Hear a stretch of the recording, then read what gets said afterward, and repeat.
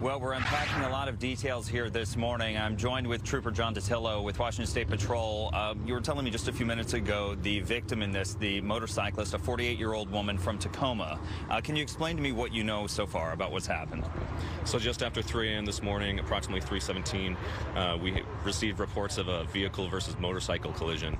BMW was traveling northbound in the HOV lanes, allegedly speeding, and struck the motorcyclist. That motorcyclist, unfortunately, has been pronounced as deceased on scene. The BMW vehicle itself remained here on scene. However, the driver has fled on foot. We have spoken to someone who allegedly knows the driver, was called to pick that driver up, but we are unsure of the driver's whereabouts. We have spoken to that person who came to pick them up, so we potentially have an identity. We are still actively searching for the person who caused this collision. So that BMW is still here on the scene at this point? That's correct. It remained on scene. The driver fled on foot.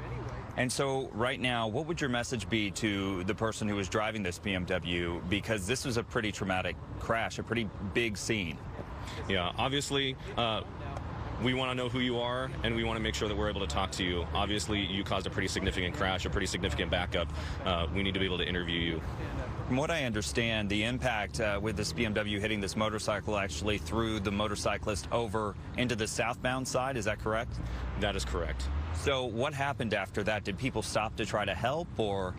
Yeah, so we had a couple of vehicles that stopped on the southbound side. We know that one of them struck debris, one of the wheels from the BMW.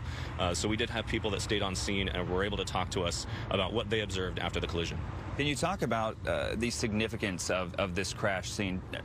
Obviously, we've got a motorcyclist who was thrown to the other side, a BMW left behind, but traffic has really backed up, and it looks pretty expansive to me. Yeah, honestly, anytime we have a traffic fatality, it's a big deal to us. We call out the resources necessary to conduct a thorough and complete investigation. Unfortunately, the result of that is a traffic backup, and especially on these morning scenes where it starts affecting the morning commute, we try to minimize our impact. Currently, we have 2 lanes, the left 2 lanes northbound and the left 2 lanes southbound. We're trying to get it cleared up as soon as possible, but obviously our first priority is making sure that we conduct our investigation so that the families involved can have their answers that they want. Is there any indication at this point if drugs or alcohol were involved, or if speed was a factor in this? I know it said something along the lines of the BMW was speeding. Do you know how fast? We don't know how fast at this point. We're going to attempt to determine that. And as for drugs and alcohol, we just don't know at this point. Obviously, without the BMW driver in custody, there's no way of knowing whether he was under the influence. And as for the female, we just don't know. All right, so at this point, people are starting to commute into work. How long do you expect this scene to stay like this?